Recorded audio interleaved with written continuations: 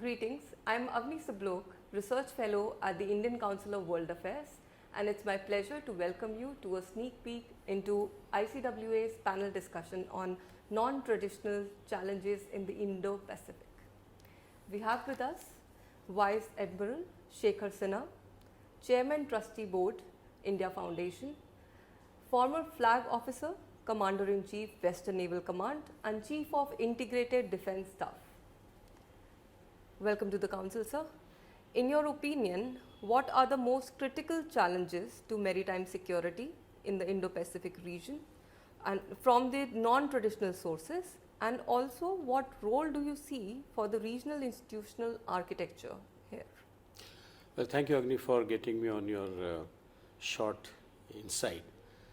I would like to redefine, I would like to add something other than what is already existing in this domain. And the first one that I will say is the climate impact. And that is going to be a big challenge because this is going to lead to a lot of displacement, a lot of migration, human assistance and disaster relief situation.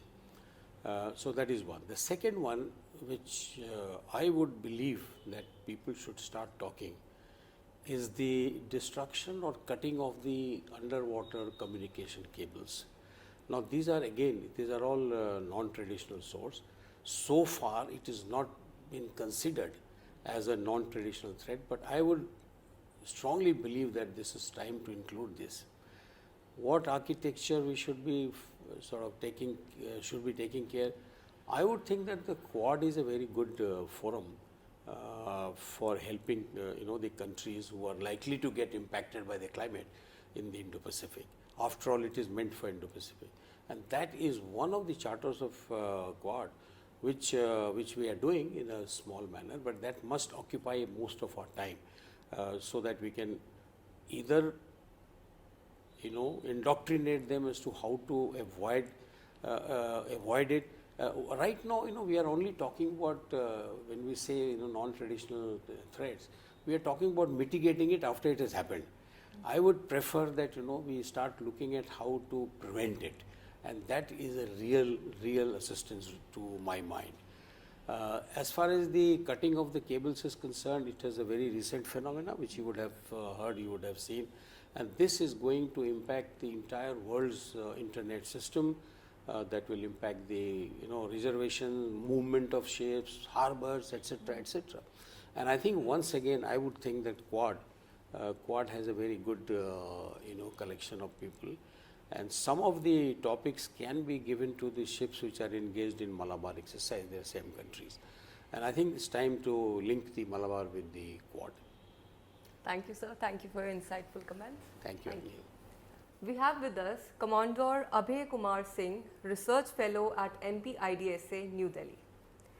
Sir, the Indian Ocean region has experienced many conflict situations in the past, and what implications do you think such situations can have on the regional security and economic stability, and what kind of collaborative efforts can be taken by the regional countries to be better prepared to deal with such situations to ensure maritime safety and security? Indian Ocean, as you know, is the major thoroughfare of the global trade. Sea lane of communication passing through the Indian Ocean region contains nearly 70% of the oil flow, 50% of the container. Indian Ocean littorals by themselves have nearly more than half of the global population, and it's the region which is growing both economically and also in a population. Hence, Indian Ocean region is not only a thoroughfare, but it also is a great market. Any kind of disruption in the region has implications for across the globe in terms of trade disruption. Hence, it's everybody's effort to ensure that sea lane of communication within the regions remains uninterrupted and uninterruptible. Fundamentally, countries within the region and also major stakeholder in the globe have constantly collaborating to ensure that the siren of communication in the region remains uninterrupted. As you recall, in the time of piracy, navies of the world collaborated with each other to contain this along with the diplomatic effort by the nations.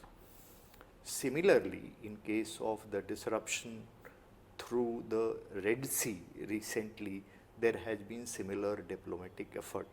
In my view, there is no other option but the nations to come together to ensure a kind of maritime strategic stability in the region.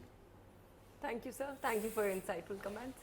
Thank you. We have with us Ms. SWATI Ganeshan, Consultant, Energy Transition and Climate Policy. Ma'am, what implications do you think climate change and its related impacts like forced migration is going to have for the region in the long term, and what actions could be taken to deal with it? Your take. I think we are already witnessing quite a lot of climate related events, and at a much haphazard manner and in a faster scale already, whether it is glacial, faster receding of glacial melts, or whether if you're going to look at sea level rise, floods, flash floods, all of these are already happening at a higher rate than ever before. From that point of view, if you see this region is particularly vulnerable because we also have a huge amount of people who are under the poverty line, who are already stressed with the economic impacts, and now they are also getting impact with the climate aspects. From that point of view, if you see on a long term basis, I think a very concerted effort is required from all the countries to come together to figure out ways and means specifically that are a little bit more suitable in terms of from a social innovation perspective as well, from also from this aspect of trying to do things which this particular region people can easily adapt to, and much more from that, much easier for them to actually be part of. Having said that, I think one thing we need to also acknowledge that we require a lot of finance, access to finance and access to technology, which we currently do not have, and hence it is required that all the developed economies come forward to actually hold up their promise and provide the kind of finance and technology that we should be getting so that we can address climate change. Thank you, ma'am. Thank you for your insightful comments. Thank you. We have with us Dr. Pragya Pandey, Research Fellow at the Council. Her area of focus is Indo-Pacific and Maritime Affairs. Dr. Pragya, how do you look at possibilities for cooperation in maritime domain in the region amidst geopolitical turbulence? Okay, so Avni, in your question, the region that we are talking about here is the Indo-Pacific region, which is a large, maritime geography expanding from, you have the areas like, resource-rich Africa, you have the energy-rich Middle East, you have the ASEAN region, you have the islands in the Pacific and the Indian Ocean. So it's a vast expanse that we are talking about here, and the region has some of the most critical sea lanes of communication for global commerce. So clearly a free, open and inclusive region is a necessity, not only for the regional geopolitics point of view, but also for the global larger international economic point of view. And if you see at present, there are intense geopolitical turbulences taking place, not just in the Indo-Pacific region, but across the globe. And you have, US-China competition is there, you have global hotspots like South China Sea, there is Korean Peninsula situation, there is a situation in the Taiwan Strait. So these are all alarming situations. And but apart from all of these, there are a number of non-traditional security challenges which are sort of threatening the maritime domain in the Indo-Pacific, ranging from piracy to IUU fishing. There is a lot of illegal trafficking happening. So these are all, climate change is there. So these are all very pertinent challenges that is facing the region, and they are transnational in nature, which are sort of challenging our global commons. So therefore, under such circumstances, it becomes very crucial for the regional countries to sort of come together and think of cooperative solutions so that we can have a stable and secure regional order. And here you see the role of multilateral institutions like IORA, like ASEAN, like there is IONS. These are very important. And at the same time, we have also had, in the past, examples where countries have come together to deal with specific issues, like there is contact group on Somali piracy, there is RECAP, and India is part of both of these initiatives.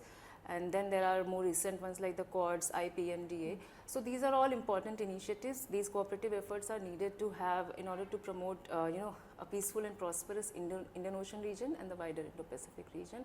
And I think moving ahead from here, we need more such kind of initiatives. Thank you for your take. Do visit our YouTube channel for the full panel discussion. Thank you for joining us.